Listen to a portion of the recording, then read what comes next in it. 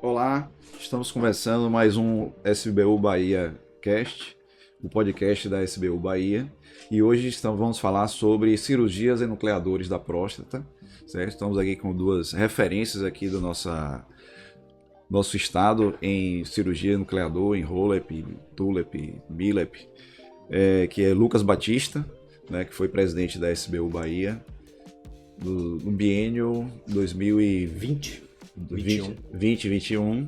Eu sou o presidente atual da SBU Bahia, 24, 25, e estamos com Paulo Furtado, que é o sucessor. Uma coincidência, mas que de ex-atual e próximo presidente.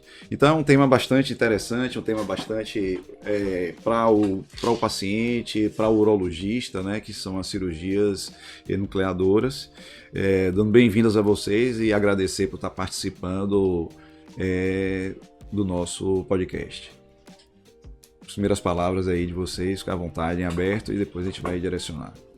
Obrigado pela SBU, isso é uma grande inovação, né, atitude, esse tipo de comunicação com os urologistas e também com a população, sempre tentando instruir, chamar atenção e trazer novidades também da nossa urologia regional da Bahia para não só urologistas, médicos e outras pessoas. Então é um prazer, queria dar o parabéns para você, Humberto, por essa sua ideia, por essa atitude. Isso realmente é muito louvável, algo já esperado de todos nós urologistas desde que você assumiu a presidência.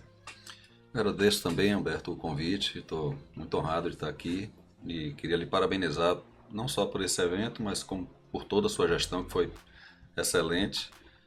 Esse tema é um tema que tem chamado muita atenção das pessoas, já em geral, dos pacientes, e também dos colegas urologistas, né? Porque é uma mudança de paradigma, vamos dizer assim, né? A enucleação prostática é um procedimento que tenta substituir um dos procedimentos mais realizados na nossa área, que é a chamada RTU de próstata. Então, é realmente um tema muito interessante e eu acho que vai ser bem interessante a conversa. Então, para a gente começar essa conversa, eu acho que é importante a gente situar quem está assistindo a gente, o que é exatamente a cirurgia enucleadora e o que difere dessa cirurgia tradicional que o Paulo comentou, que é a RTU de próstata. Você pode falar, Lucas, assim, em linhas gerais, a diferença entre as duas cirurgias? Sim, é interessante essa pergunta porque confunde muito, já que o acesso ele é semelhante. O acesso é sempre pela uretra do paciente, então já de início não existe incisão no paciente, porque a gente utiliza o canal da uretra, o meato, aquele buraquinho da uretra que sai a urina, para passar um aparelho e fazer a cirurgia. A cirurgia enucleadora a gente utiliza um laser, que houve uma evolução, a gente pode falar um pouco mais sobre isso, mas houve uma evolução de um laser frontal, em que ele vai como se fosse cortar a próstata, apenas o adenoma, o miolo da próstata. E a cirurgia, o objetivo é retirar esse adenoma, que é a parte que cresce para dentro da luz da uretra, que é o miolo da próstata, e que a gente remova ele numa sua grande porcentagem, cerca de 70%, para desobstruir o paciente. Então é como se fosse um cano e cheio de pedra dentro, e a gente tire todas aquelas pedras e aí o paciente fique com o cano aberto para conseguir a urina passar. E um dos outros problemas que existia é que esse adenoma ficava na bexiga, a gente não sabia como tirar no passado. Hoje a gente tem morceladores que também evoluíram, isso sem dúvida foi um marco para a cirurgia enucleadora, e que a gente consegue morcelar, moer esse tipo de adenoma. A raspagem era semelhante, só que a raspagem, ao invés de você com laser tirando o adenoma, você vai raspando, como o próprio nome diz, né? Você vai tirando fragmentozinhos e depois ele vai na bexiga e você consegue com uma serigona, um dispositivo, aspirar esses fragmentos. Então são procedimentos semelhantes, de abordagens semelhantes, mas com resultados bastante diferentes. Paulo, e essa técnica, como é que ela evoluiu até ela chegar ao que encontramos hoje? De início, ela não teve os resultados esperados o que você pode falar sobre isso? Essa técnica, na realidade, é uma técnica bastante antiga, né? Ela iniciou na década de 90, os primeiros trabalhos publicados foram do Dr. Peter Gilling, e ele inicialmente fazia uma técnica diferente, ele tirava a próstata com laser, mas aos pedaços. Ele não tirava a próstata inteira. Às vezes a gente faz a comparação para o paciente entender melhor da próstata com tangerina, por exemplo, ou com a laranja. E com o laser, hoje em dia, é como se a gente conseguisse tirar toda a parte interna da laranja, restando somente a casca, né? Que seria a cápsula prostática. O problema da técnica nos primeiros anos foi que muitas vezes ela deixava o paciente com a chamada incontinência transitória, porque a técnica inicial ela não tinha, não se fazia a chamada liberação precoce do esfíncter, né? E com o passar dos anos e com a colaboração de outros grandes cirurgiões, né, essa técnica ela foi sendo apurada até chegar ao que a gente tem hoje, onde a incidência de incontinência pós-enucleação é muitíssimo baixa, né? Então a evolução foi fundamental e, como o Lucas falou, a comparação com a RTU vai ficando cada vez, a diferença cada vez maior, porque é como se na RTU você tirasse somente uma parte da tangerina, né? Você tira 2, 3 pedacinhos da tangerina, e no laser de próstata, no Holep, você tira a tangerina inteira, só restando a casca. Então a comparação não dá para comparar os resultados de fluxo, de melhora de fluxo entre uma técnica e outra. Perfeito. Então, assim, a gente vê que a vantagem em relação a essa não só é questão relacionada à RTU, mas para a gente ressaltar que diferentes tamanhos de próstata vai indicar diferentes cirurgias, né?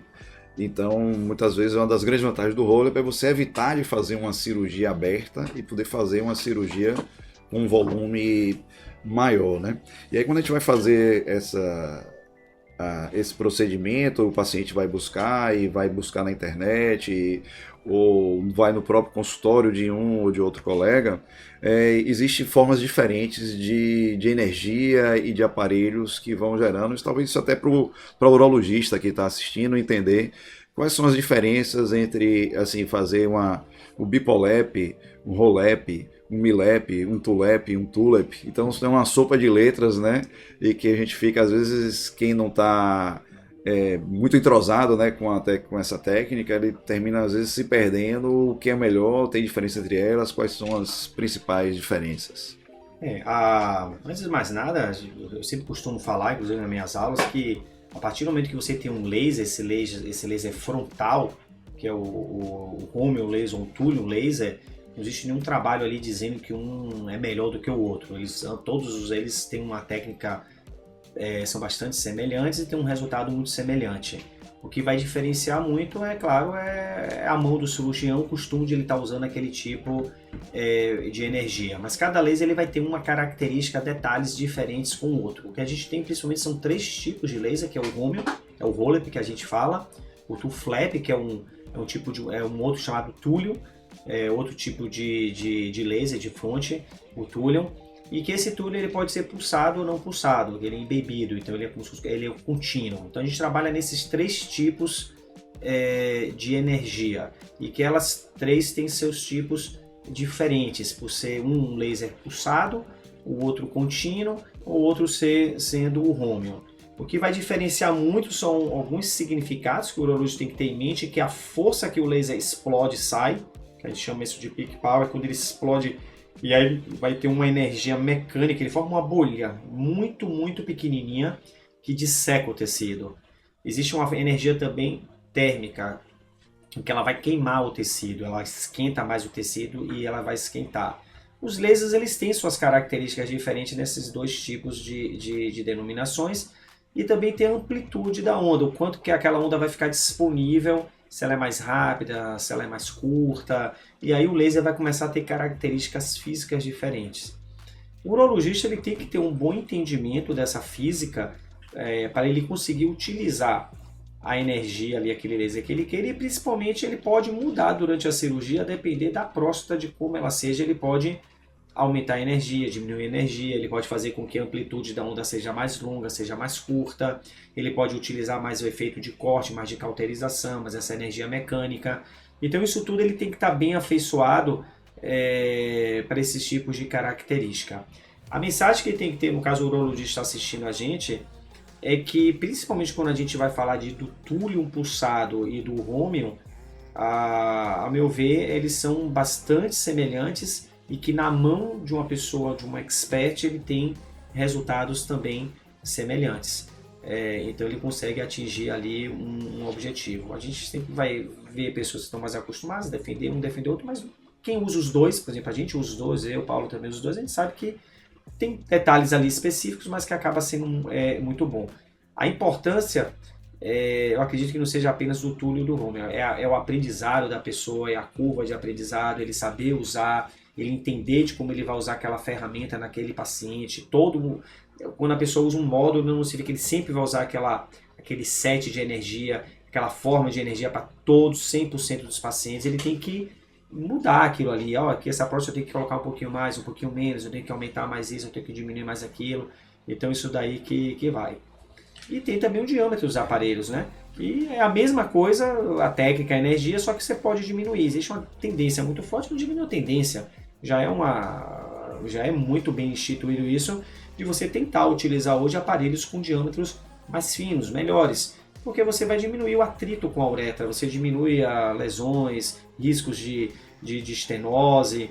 Você usa um tubo menor, um diâmetro menor, você acaba meio que, obviamente, causando uma lesão melhor. Então a gente sempre tenta utilizar diâmetros menores, já há algum tempo já está também, que houve uma diminuição. Por exemplo, a ressecção a gente usa a RTU 26 frente. A gente começou a usar o roller lá atrás 26, eu comecei a usar com 24. Hoje eu uso 24, 25 ou 22. Tem pessoas que já usam 18 também. Também dá para usar 18, mas depende do tamanho da próstata. Ele é um pouco mais difícil, mas dá para usar, que é o diâmetro menor, que você também consegue ter o mesmo resultado. Perfeito. Então, eu vou passar a palavra a Paulo ainda, mas só para sumarizar mais ou menos o que a gente discutiu até agora, né?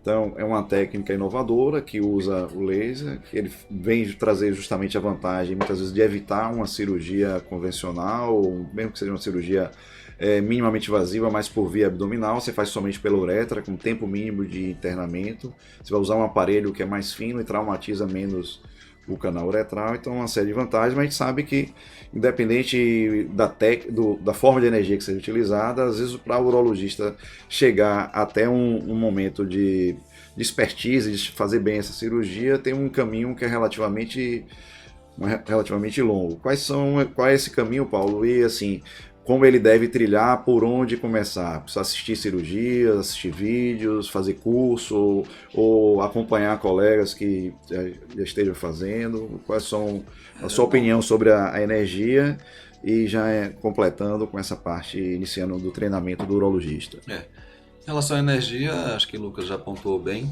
Se eu fosse fazer um breve resumo para o público em geral que está assistindo, eu diria que HoLEP, TULEP, MILEP são todas técnicas com pequenas diferenças, mas com o mesmo objetivo, que é tirar a parte interna da próstata, desobstruir o canal e melhorar o fluxo urinário.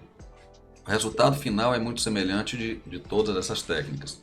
Para o colega urologista, eu diria com mais detalhe que o HoLEP, que é um procedimento realizado com o laser de Holmium, ele é uma cirurgia um pouquinho mais rápida. Ela é uma cirurgia um pouco mais rápida porque ele tem a característica de permitir a dissecção mais rapidamente entre o adenoma e a cápsula da próstata.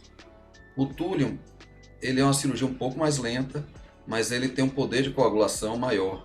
Então, não é comum depois de uma cirurgia usando a fonte de energia à base de Thulium, você ter que ficar cauterizando muito a loja prostática, porque essa cauterização ela já foi feita ao longo do procedimento.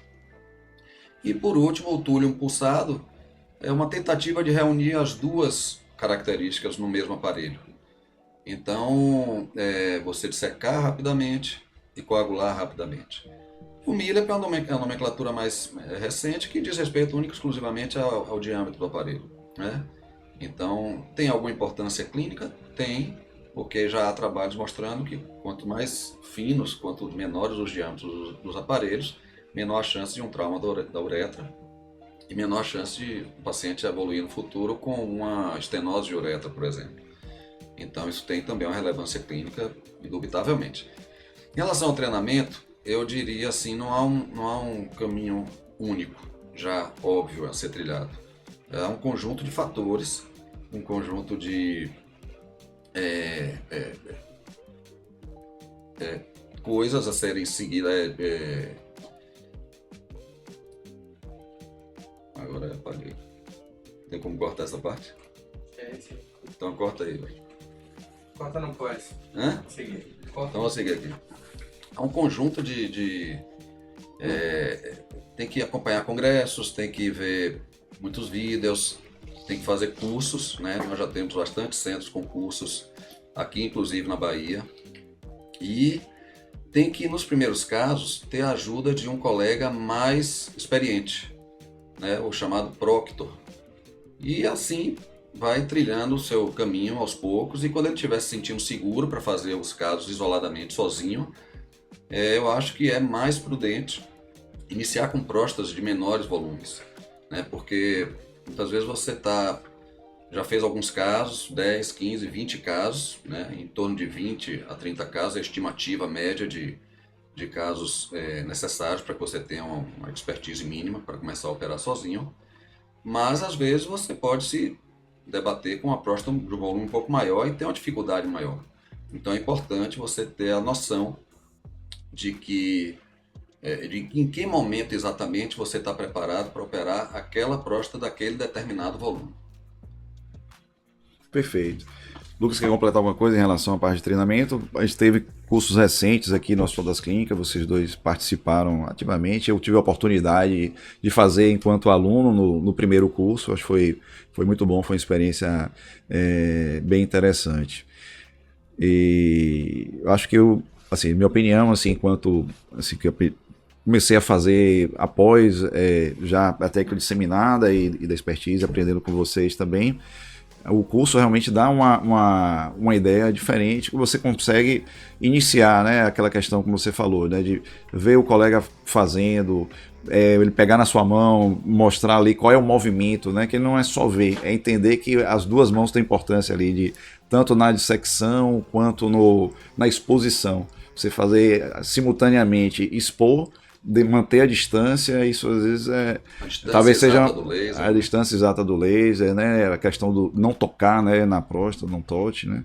E ao mesmo tempo existem técnicas diferentes, não é, Lucas, em relação inclusive à própria posição do laser. Tem pessoas que só operam com laser 6 e 12 horas, tem outros que movimentam bastante o laser. Eu acho que quando a pessoa está aprendendo, ele, assim, é o que Paulo falou, né? Ele tem que focar muito naquilo, ver muita cirurgia, tentar fazer 1, 2 cursos pelo menos, seguir alguém, ir devagarzinho, ter paciência, ser resiliente, porque realmente é uma técnica difícil. Hoje eu costumo dizer que é mais fácil aprender, obviamente, com o evoluir do que o passado, né? O roll-up chegou no Brasil em 2015, 2016, que algumas pessoas começaram a fazer. Eu comecei a fazer roll-up em 2019, né? Porque não tinha curso. Então eu tinha que grudar em uma pessoa no Rio de Janeiro, depois BH, para aprender naquele momento. Eu também não tinha muito vídeo. Eu tive alguns vídeos no YouTube, etc. Mas naquela época, imagina em 2015, 2016, as pessoas que aprenderam antes de mim. Devia ser um ato de heroísmo. Devia ser mais difícil ainda, mas assim, foi mais difícil. E hoje você tem as ferramentas de muitos vídeos, tem que ver vídeo. Entra no YouTube, tem muito vídeo no YouTube. Vai assistir com um colega, não desiste. E tem que ver muito procedimento, porque é difícil. E vai devagarzinho para conseguir. Até uma coisa que não falou nem eu nem ele, é que às vezes se você estiver sozinho numa cidade, tenta aprender em dupla. Eu não aprendi em dupla, aprendi sozinho, mas aprender em dupla acho que facilita. Você está dividindo ali, conversando com as pessoas, com o seu colega, divide a cirurgia. Eu vi muito quando eu vou ensinar o roller pelos estados, fazer os cursos, as pessoas me procuram muito em dupla. Eu acho que isso é bacana, eu acho que ajuda bastante, sim. Então, se você está querendo aprender, pega um colega seu, aumenta o volume cirúrgico, um está ajudando o outro, quando um cansa o outro faz, um anima o outro. É bacana fazer em dupla. Isso foi uma coisa que eu aprendi, sei lá, nos últimos 2, 3 anos ensinando, porque antes eu não tinha percebido isso. E montar uma estrutura de equipe, né? Assim, fazer as pessoas entenderem que esse procedimento não é a chamada RTU de próstata, porque muitas vezes a gente vê, por exemplo, os colegas anestesistas fazer essa comparação, mas poxa, eu fazia anestesia para uma cirurgia muito mais rápida, por exemplo, principalmente na fase inicial de aprendizado. E agora eu estou fazendo essa anestesia, mas a cirurgia demora mais. Então você tem que fazer transparecer, você tem que conscientizar a equipe de enfermagem, de auxiliares, de anestesistas, que não é exatamente o mesmo procedimento. Como o Lucas falou antes, a única semelhança é a via de acesso, que é a via uretral. Só. O Atrapalha, né, Paulo? Às vezes você vai fazer um rolê, tá o resto tipo é RTU. diferente. Ele fala assim, RTU. Então você tem que dizer. Até no na checklist, verdade, você tá fazendo checklist antes de operar. Qual o checklist? Aí a enfermeiro, o anestesista. É RTU. Eu falei, não, gente, não é RTU, é ROLEP. É isso, nucleação, é um TULEP. Isso é uma É um nomenclatura que TULEP, está não é? ainda Entrando no dia a dia da nossa especialidade. Então, a partir do momento que eles percebem que realmente os resultados são muito superiores, né, isso é indiscutível. Eu não esperava ter, não só de pacientes, né, nossos, mas também dos colegas que estão começando a operar, o feedback de uma resposta de uma satisfação tão grande com a realização do procedimento, quando comparado ao que a gente tinha com a RTU no passado. Então, realmente, isso aí não tem sombra de dúvida de que os resultados são muito superiores, né? Os pacientes ficam muito mais satisfeitos. Certo, perfeito. Então a gente vê que é uma técnica que. Agora quem travou fui eu. Mas vamos lá. A gente vê, assim, ia falar justamente. Acho que eu vou passar agora para os pacientes, né? Deixa eu ver aqui. Ah, não, me lembrei o que eu ia falar. Então, assim, realmente a técnica do roll-up, ela é uma técnica que você só pode fazê-lo por completo. Então, eu acho que às vezes o paciente tinha expectativa que ia fazer uma cirurgia pulmonar e que talvez tivesse que reoperar em 5 anos ou em 10 anos, né? Porque a próstata poderia crescer, e isso a gente vê que tem uma relação direta com a quantidade de próstata que você ressecou. Então, às vezes, uma das coisas que eu também explico aos pacientes é assim, você pode fazer uma raspagem, desobstruir, cravar um túnel, não é como se fosse no meio de uma montanha, mas não ressecar por completo, né? Enquanto que o roll-up, né, conforme o exemplo que Paulo falou, às vezes assim, do gomo da tangerina, você vai, reenche a cápsula e retira toda. Então, assim, praticamente você anula essa necessidade de fazer um segundo procedimento para a mesma doença, que é para hipertrofia. Eventualmente, pode ter um estreitamento ou algum outro problema que precise uma correção. E aí, já emendando essa questão desse problema que podem surgir em qualquer cirurgia, a gente falou de várias vantagens, mas a cirurgia, o paciente vai perguntar, mas doutor, essa cirurgia é excelente assim, não tem complicação? O que pode acontecer após uma cirurgia de roller? Se a gente vai falar de complicação, a gente abre um leque gigante, né? Como qualquer cirurgia, você bem falou, né? Existem inúmeras coisas que podem acontecer e isso é muito importante, porque às vezes o paciente chega no meu consultório achando que ele vai ser submetido ao roll-up e ele está exímio, que não vai acontecer nada de errado, que não pode acontecer. Eu sempre falo para ele que pode sim, embora que quando você compare, a chance de complicar é muito menor do que o da raspagem, do que a RTU de próstata. Então, você já de largada você tem uma menor incidência dessas complicações. As mais frequentes que podem acontecer é o próprio sangramento, não é frequente, mas pode. Paciente que você tira a sonda tem retenção, tem coágulo, tem que voltar para o hospital para emergência porque teve algum tipo de sangramento. Tem que ficar atento, porque isso pode acontecer, muito infrequente, mas pode. As duas principais que eu fico mais incomodado é a incontinência urinária, que com a experiência do cirurgião, o reconhecimento da técnica, isso vai diminuindo. A incontinência eu estou falando transitória, até mesmo a permanente é descrito em literatura, mas é muito raro. E a transitória, os trabalhos colocam ali de mais ou menos da pessoa ali estar em formação até 10%, mas quando você vai pegar uma pessoa que tem uma mão já boa, já tem uma casuística boa, isso vai ali para menos de 3%. Então ela já fica interessante, mais aceitável, e transitória a gente fala até 3 meses. O que me preocupa mais, que é mais frequente, não é a incontinência urinária, não é essa parte de sangramento de coágulo, são sintomas irritativos. Eu, mais ou menos ali nos meus números, eu costumo anotar praticamente tudo. Eu acho que mais ou menos uns 10% dos pacientes têm sintoma irritativo, que é polaciúria, paciente urinar toda hora, ardor miccional, arde muito, incomoda muito quando urina, acorda muito à noite para urinar, ele cria uma reação inflamatória muito forte ali naquele tecido prostático. A gente não entende muito bem isso. em reuniões, quando a gente conversa com grupos e na própria literatura, as pessoas não conseguem classificar. Existem explicações as mais variadas possíveis, mas nenhuma muito assertiva de que explique, diga por que aquele paciente tem mais irritação do que o outro. Agora mesmo teve um congresso muito grande de uns colegas em Curitiba. Eu saí algumas vezes com os professores, de uns 10, 15 professores, cheguei a conversar, tinha uns 40 no total. Eu estava no meio conversando com eles e cada um falava uma coisa. Um dizia que era tecido prostático remanescente, outro dizia que era fibrina, outro dizia que era perfuração da cápsula, que era urina, que era paciente diabético com comorbidade. Ou seja, quando tem muita explicação é porque na verdade a gente não sabe o que é. Então a gente ainda tem essa incógnita para ser resolvida. Essas eu acho que são as principais, não sei se faltou alguma, Paulo, assim, mas eu acho que são as principais complicações que eu acho que por exemplo, eu falo muito para o meu paciente, essas daí. Ejaculação, que não é complicação. Eu falo para o paciente que ele não vai ter ejaculação. Eu já digo para ele, você não vai ejacular. Aí tem uns que já sabem, mas o doutor falou que é 90%. Fale que é 100%, porque não conte com sua ejaculação não, porque é melhor você entrar na cirurgia sabendo que a possibilidade é de quase 100% de você não conseguir ejacular depois. A disúria realmente é bem frequente, mas a parte boa da história é que ela é passageira.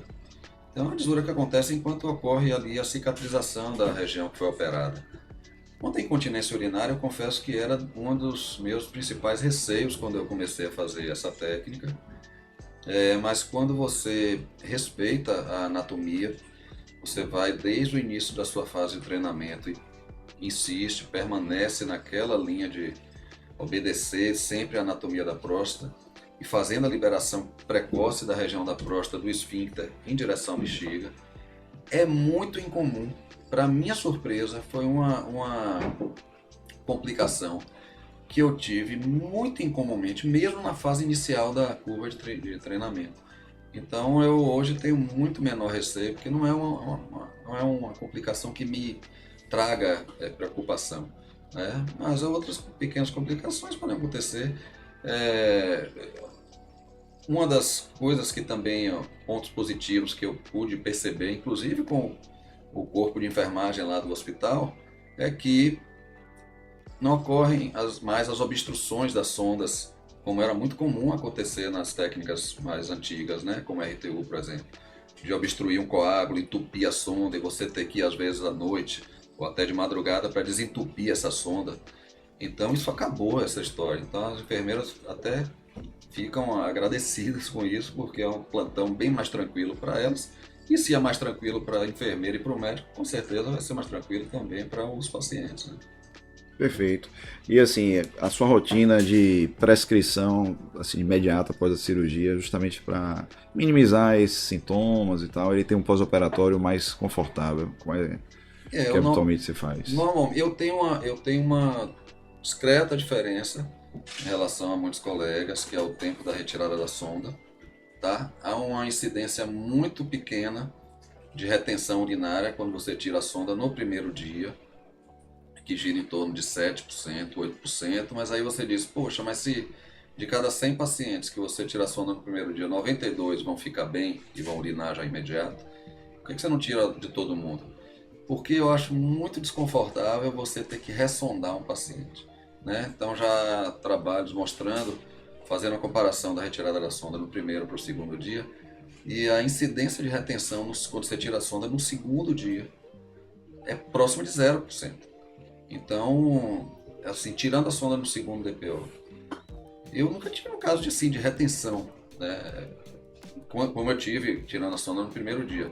Mas isso é uma questão meramente pessoal. Acho que a maioria prefere tirar no primeiro dia e a maioria dos pacientes vai bem no primeiro dia. De prescrição para casa, normalmente eu prescrevo antibiótico mesmo, por poucos dias, entre 3 a 5 dias. Alguma medicação analgésica comum mesmo, que após a retirada da sonda dá um alívio, como por exemplo o pirídio ou outra parecida.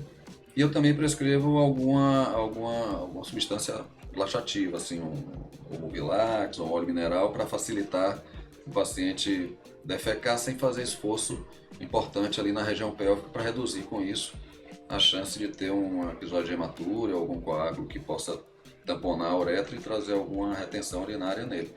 Basicamente são esses os cuidados e estimular a hidratação e um repouso relativo também, né?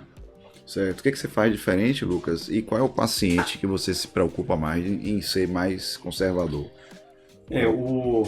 Todo mundo eu tiro a sonda assim, não todo mundo é muito forte, né? Mas quase todo mundo eu tiro a sonda no primeiro dia. A gente acaba tendo uma experiência boa, a gente retira a sonda. Acho que o paciente, um dos benefícios do procedimento é exatamente esse. Acho que esse paciente, com o tempo ali, você vai ver o paciente que você não pode tirar a sonda no primeiro dia. Os pacientes neuropatas, acamados, pacientes que têm um colo vesical que não fica interessante, que você achou que você deu uma entrada maior no colo vesical, que o colo vesical ficou mais irregular. Eu acho que esses pacientes eu deixo a sonda até 5 dias. Que eu acho que o paciente tem algum tipo desse de característica. Então eu aprendi isso com o tempo, com a experiência. É um nível de evidência fraco, sim, mas pessoal também. Mas os nossos números de retirar a sonda no primeiro dia, eles vão muito bem. Independente do tamanho da próstata. Acho que o tamanho da próstata não condiz com a retirada ou não da sonda no primeiro dia. Antibiótico eu também não dou antibiótico para ninguém, é só profilático. Eu sei que o paciente obviamente tem uma infecção urinária, tem uma prostatite, alguma coisa assim que diga para que você deva tratá-lo, mas acho que não precisa tomar antibiótico. E o resto acho que é a mesma coisa, né? Anti-inflamatório, analgésico, essa parte de dejeção é muito importante. Se o paciente fizer força, ficar obstipado, fizer força, ele vai sangrar, ele não pode sangrar. Eu tenho o costume de dar alguma coisa para os meus pacientes também para ele defecar de uma maneira mais tranquila. Parte da ingesta hídrica é muito importante, né? Tem que beber mais água ali para estar lavando realmente a bexiga, urinando mais vezes. Eu explico para ele que aqueles primeiros dias ele vai urinar bastante, ou até mesmo que ele vai hidratar mais, né? A parte alimentar não tem restrição, tem que mobilizar mesmo, andar em casa, é importante ele ficar mobilizando, ele fica andando.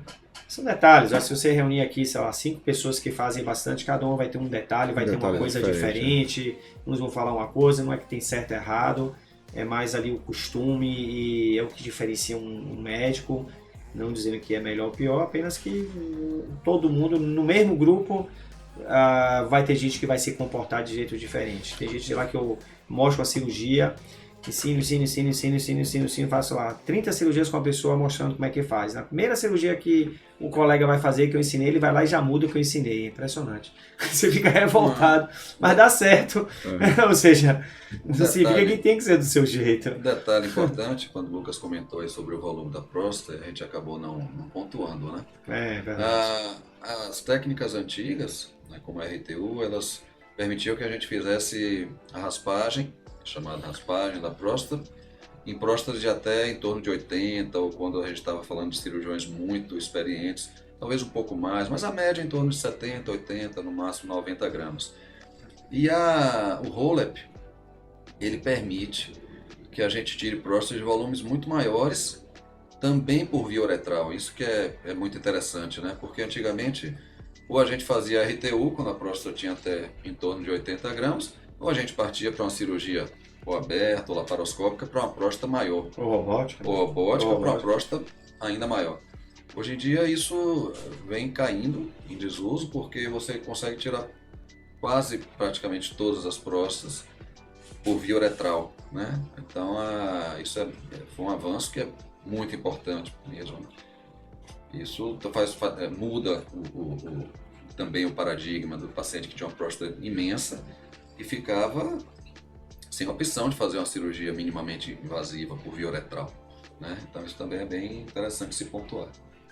Perfeito. Então, essa parte relacionada ao volume prostático, acho que a gente comentou, é importante, né? A experiência do cirurgião vai fazendo com que ele amplie o volume prostático, ele consegue ter êxito na cirurgia de nucleação. E pensando aí no futuro do Holep e na situação, a distribuição aqui no Brasil, né? Só convênio, só já existe no SUS, e quais são as expectativas futuras a nível mundial, assim, de inovações na cirurgia nucleadora? Eu acho que o Holep não é a enucleação, né? Não é uma técnica tão cara quando você vai colocar na medicina. Tem um custo, obviamente, maior do que a reiteo da próstata, mas não tem nenhuma comparação, poderia até ter, do peso ali, comparando os 30 dias que você opera, né? O que acontece com o paciente, entre complicações, reinternações, medicamentos, etc., para ver ali. Isso é uma coisa difícil de fazer, mas é algo que tiraria essa dúvida. Mas eu vejo com grande entusiasmo o futuro. Eu acho que foi uma técnica hoje, quando você vai para eventos, cursos médicos, uma das coisas que mais enche, que tem mais curiosidade, tem mais desejo de aprendizado pelos urologistas. A maioria das pessoas querem entender, querem aprender, porque realmente é algo que todo mundo acredita de uma maneira unânime. Então, assim, eu acho que nos hospitais hoje você vê cada vez mais, por exemplo, uma técnica que expandiu muito rápido no interior do Brasil, Bahia, Centro-Oeste, Sudeste, enfim. Então, assim, é algo que vai vir e também que ele cabe completamente no SUS. Hoje, cada vez mais você encontra hospitais do SUS fazendo a enucleação. Porque eu acredito na enucleação que você resolve mais definitivamente, inclusive, o problema daquele paciente. E que você diminui mais as reinternações, episódios de sangramento, de retorno ao hospital, de emergência. Você resolve mais rápido a vida do paciente também. Então, é um tipo de técnica que é muito interessante para os pacientes usuários do SUS, porque ela é mais definitiva e você não acrescenta tanto o custo do paciente e acrescenta, eu acho, novamente, sem uma perspectiva assim, de estudo a nível Brasil, mas eu acho que o custo a curto prazo de 30 dias é menor também, de você fazer essas técnicas do que a velha técnica da RTU de próstata. Acho que isso é um trabalho que ainda leva um tempo para acontecer. É um trabalho meio que, esse trabalho de conscientização das operadoras, é um trabalho meio de formiguinha ali, de você ir no dia após dia conscientizando de que realmente a vantagem é muito grande e os resultados não tem muita comparação, porque são bem maiores com o laser realmente. Coincidentemente, essa semana aconteceu de um auditor de uma determinada operadora de saúde entrar em contato comigo querendo entender por que ele deveria ceder o uso da fibra, disponibilizar esse material do laser para a cirurgia de um paciente. Aí eu fui explicar para ele, no final ele fez, agora eu entendi bem e tal, e acabou liberando, por exemplo. Então, acho que aos poucos as operadoras vão perceber, já há várias liberando o uso da fibra do laser, não todas, mas várias, mas eles vão perceber que o custo, ao final, acaba sendo menor, porque é um paciente que não vai reoperar a próstata no futuro. Coisa que a gente fazia muito frequentemente com a RTU de próstata. Qual é o urologista que nunca reoperou um paciente que fez apenas a RTU? Isso é muito frequente. Com 3, 4, 5 anos, o paciente voltar ao consultório e dizer, olha, estava ótimo, mas eu não sei, começou a apertar de novo, porque a próstata remanescente cresceu novamente. Isso não acontece no roller, Então, e quanto ao SUS, é uma questão também de tempo. Eu acho que tem muito espaço para a cirurgia crescer no SUS. Hoje a gente já tem aqui em Salvador alguns hospitais que disponibilizam, eventualmente também cursos até lá no Hospital das Clínicas. A prefeitura teve uma iniciativa muito, muito bacana também de adquirir um aparelho de laser e colocar lá no Hospital Municipal do Homem. E a resposta tem sido muito interessante, porque é um dos problemas do Sistema Único de Saúde, a rotatividade de vagas. Então, quando você faz a cirurgia com laser, você acaba conseguindo dar alta ao paciente de forma mais precoce. Então, isso do ponto de vista prático foi muito interessante.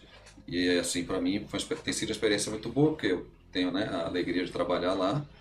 E os resultados são ótimos. É bom para o paciente, é bom para o hospital, é bom para o médico, enfim. Então, tem sido uma experiência bastante gratificante essa de conduzir esse tipo de procedimento também ao nível do Sistema Único de Saúde. Eu acho que assim, essa parte não só da disseminação dos equipamentos, a redução do custo de consumo, o próprio treinamento, é uma técnica, à medida que ela vai sendo incorporada dentro do meio médico, a gente viu isso acontecer com outras situações para tratamento de cálculo, cirurgia videolaparoscópica e tudo mais. A tendência é que, é a minha opinião, que é uma técnica que não é aventureiro, uma técnica que veio realmente para agregar e para ficar no tratamento da hipertrofia benigna da próstata.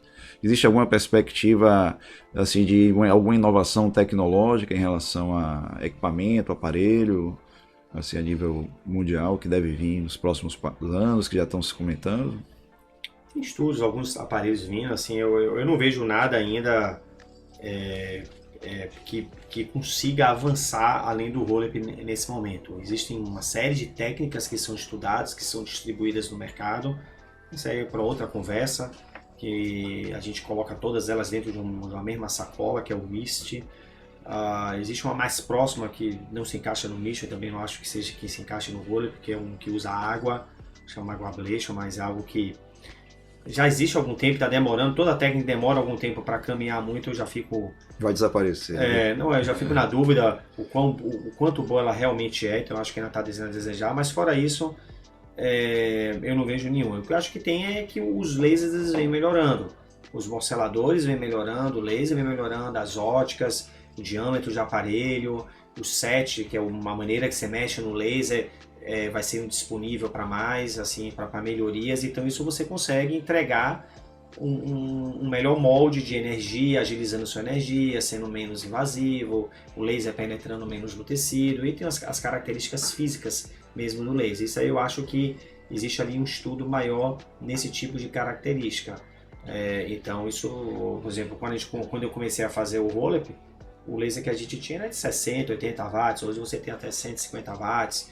Você não tinha o túlio, você não tinha o túlio pulsado, hoje já tem, mas é tudo caminhando para a enucleação. Então, provavelmente daqui a uns 5 anos vão ter outras formas. Hoje já tem um outro laser de uma empresa que já coloca um outro laser que já tem efeitos do laser que a gente fala, que tem o efeito Moses, já tem o efeito magneto, já tem, então já são, mas isso é o quê? É o mesmo laser, mesma energia, mas com características diferentes do laser. Isso que eu acho que é como está sendo a nossa evolução, que eu olho o futuro é mais para esse lado do laser. Quanto a outras formas de tratamento, isso que o Lucas comentou sobre os MISTs, né? O que são os MISTs? É o que os norte-americanos chamam de Minimally Invasive Surgical Treatment. Então são os tratamentos de invasividade muito pequena e que são feitos muitas vezes de forma ambulatorial. Por que isso teve uma repercussão tão grande num país como os Estados Unidos, por exemplo? Porque o custo, né, é muito alto de se manter o paciente no hospital nos Estados Unidos. O custo por minuto estimado de um centro cirúrgico norte-americano é acima de 50 a 60 dólares. E quando você faz o procedimento a nível ambulatorial, esse custo despenca. Então houve uma repercussão muito grande dessas formas minimamente invasivas, principalmente no início. Mas qual o principal problema, né, desses tratamentos tão assim, digamos, sedutores, por serem tão práticos e tão fáceis? É a incidência de retratamento num espaço curto de tempo, né? Então, de uma forma geral, não falando especificamente de nenhum deles, mas a expectativa é de que o retratamento gire em torno de 20% no espaço de tempo de cerca de 2 anos. Isso é muito alto, porque o custo desses tratamentos minimamente invasivos também não é um custo desprezível. Então, esse é um ponto importante. Num dos cursos que eu tive a satisfação, a alegria assim, de fazer no início do meu treinamento, foi com um professor que é uma pessoa assim, ótima em todos os aspectos. O Lucas também teve a satisfação de conhecê-lo, que é o Dr. Fernando Gomes Sancho. Tinha um diretor de uma empresa lá, diretor da parte de educação, diretor mundial dessa empresa, e numa conversa com ele, sem perceber, mudou minha forma de ver o procedimento, porque ele me disse assim, falou: olha, Paulo, eu estou há 40 anos nesse ramo, ele me disse, e eu já vi praticamente todas essas novas invenções para tratamento, todos esses novos tratamentos para próstata, mas nunca vi nenhum como esse. Então, embora seja uma cirurgia trabalhosa de se aprender, difícil, uma curva de aprendizado um pouco mais difícil, mas nada impossível, você invista assim, seu tempo, seu interesse nesse tipo de tratamento, porque seus pacientes vão se beneficiar muito. Então eu estou absolutamente convencido de que os resultados são diferentes. Essa técnica realmente é uma mudança de paradigma. E como o Lucas comentou, hoje você vai nos congressos, as mesas superlotadas, os auditórios superlotados, qualquer curso que você proporcione enche, porque as pessoas estão com um interesse muito grande, né? Os pacientes, interessante, eu não sei se o Lucas tem percebido isso, mas às vezes o paciente já vem perguntando qual é o diâmetro do aparelho que a gente vai usar. É interessante isso aí. Ele pega a informação toda já na internet, no chat, e aí por aí vai. A camisa número tal, a camisa mais fina e tal. Experts. Não que isso é legal, né? É bom, porque não tinha antigamente. Você não tinha acesso como tem hoje à internet, e isso é muito interessante também. Exatamente. Então, assim, às vezes brinco assim com essa questão do tratamento para hipertrofia da próstata, né? Como é quando você chegar num determinado tipo de restaurante que vende pizza, que vende carne, que vende tapioca, que vende um monte de coisas, e você tem que, às vezes, discriminar para o paciente o que, assim, nesse cardápio, né? Então, lembrando assim que realmente a ideia e a grande vantagem das cirurgias nucleadoras é de serem um tratamento praticamente definitivo para o tratamento da hipertrofia prostática benigna, né? Que é o grande tema de hoje. Então não podia ser diferente, né? Uma conversa fantástica aqui com dois experts da cirurgia enucleadora da próstata, seja ROLEP, seja TULEP, ou qualquer outra sigla que a gente esteja falando. O ROLEP eu acho que foi mais disseminado, né? Vamos dizer assim, né? Por ter o pioneirismo do tipo de energia. Mas eu gostaria de ouvir as considerações finais de vocês dois e agradecer, em nome da SBU Bahia, a contribuição que vocês deram aqui com o nosso programa. Acho que é muito bom estar aqui, poder falar sobre esse assunto, desmistificar um pouco, abordar um tema tão atual, e agradecer a SBU em nome do nosso presidente Humberto por essa ideia, por essa atitude de estar aqui, trazer as pessoas, trazer eu e o Paulo para falar um pouquinho. E sem dúvida, assim, assistam, revejam esse podcast, que acho que vai ajudar muito e criar ali uma expectativa e um desejo de aprender e de entender mais sobre essa técnica. Eu queria agradecer o convite mais uma vez. Eu acho que quanto mais a gente conversar sobre o assunto, mais a gente vai desmistificando o tema, mais a gente vai tornando isso um assunto natural do dia a dia, tanto entre os pacientes quanto entre os colegas médicos, né? E parabenizar o Humberto pela iniciativa. Dizer que há também uma intenção da nossa parte, na próxima gestão agora, da SBU, estimular a disseminação também, né, da técnica entre os colegas e popularizar cada vez mais entre os pacientes. Eu acho que isso é importante para todos, porque é uma técnica de um procedimento que a gente faz no dia a dia, né? Diferente de procedimentos que a gente faz muito eventualmente, a hiperplasia prostática benigna possivelmente um dos procedimentos mais realizados no ambiente urológico, né? A estimativa é de que mais de 50% dos pacientes acima de 50 anos venham a ter algum grau de aumento do volume da próstata. Então, por isso a relevância do tema, né? Porque é um tratamento definitivo para uma doença extremamente prevalente. Maravilha. Então, vamos encerrar esse nosso episódio de hoje do SBU Bahia Cast. E sempre trazendo conteúdos que sejam inovadores ou que sejam polêmicas, motivo de discussão, de atualização, e agradecer a audiência de vocês todos. Muito obrigado.